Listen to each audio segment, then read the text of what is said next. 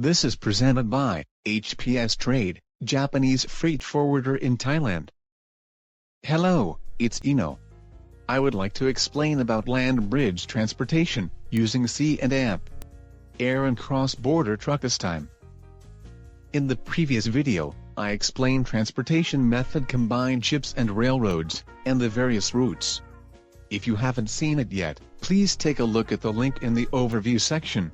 If you are in charge of international logistics, you should have an understanding of various international multimodal transportation. Let's get started. First, let's take a look at sea and air land bridge transportation. As the name implies, it is transportation method of transferring cargo transported by sea to an airplane. The most famous sea and air routes from Asia to Europe are Hong Kong and Singapore, as they are the hubs of Asia, and are close to the ports and airports. For example, electronic components manufactured in Thailand can be transported by sea to Hong Kong and sorted, and then transported by air to all over Europe. I think it would be easier to understand it if you watch the video of the bonded transport as well. Therefore, I attach the link in the overview section. Next, let's look at sea and air from Asia to Latin America. There are routes for cargo, for Central and South America from Asia by sea, 1, to the west coast of the United States, or 2, to Miami via the Panama Canal, and then by air to various locations in Central and South America. You can choose where to load and unload on a case-by-case basis, including price and space on the ship.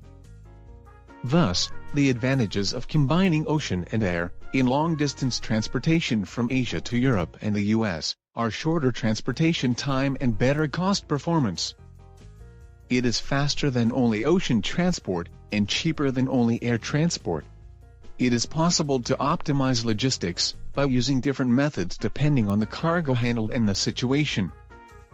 Next, I would like to explain transportation using cross-border truck.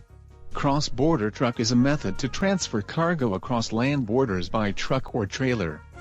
The features of this transportation method are speed and stable schedule.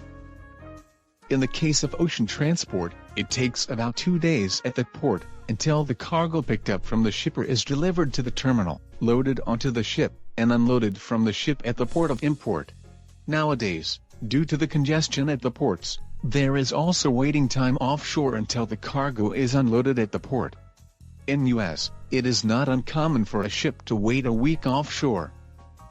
In addition, even though you do book the space, there are irregularities such as rollover of containers, due to overbooking by the shipping company, and the containers are put on the next week's ship.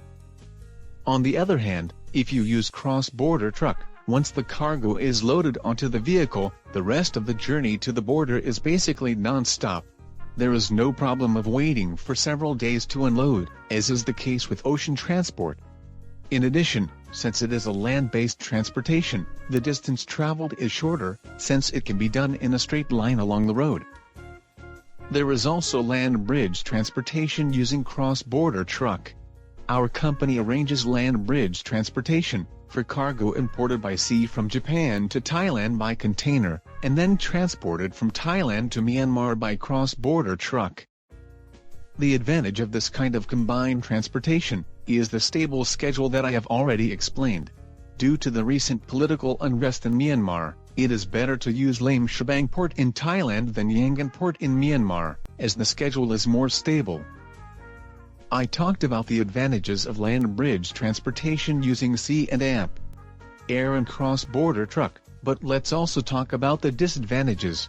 Land bridge transportation involves more handling, such as transshipment of cargo, so it increases the possibility of cargo damage. Therefore, adequate packaging and cargo insurance are important. In addition, cross-border truck needs to change vehicles at the border, in case you have without a special license. For example, a vehicle from Thailand cannot be driven in Myanmar. Because of it, we need to transshipment to other vehicles at the border. However, if the cargo is loaded in bulk, or known to be expensive, there is an increased risk of theft. Including another video, you might understand that there are various combinations of transport methods for land bridge transportation, with advantages and disadvantages. If you want to reduce costs or speed up delivery, you are better to consult with the forwarder you do business with, to find the transportation method that best suits your situation. I provide information on trade and international logistics in this channel, please subscribe it. That's all for this time. Thank you very much. In this channel, I explain about international logistic knowledge for your better understanding. I hope this video will be a good support for your logistic job. If you have any shipment from Thailand or to Thailand, please feel free to contact me, Ino-san, anytime. Also, I'm very motivated to keep updating these videos. If you subscribe, press good or comment anything.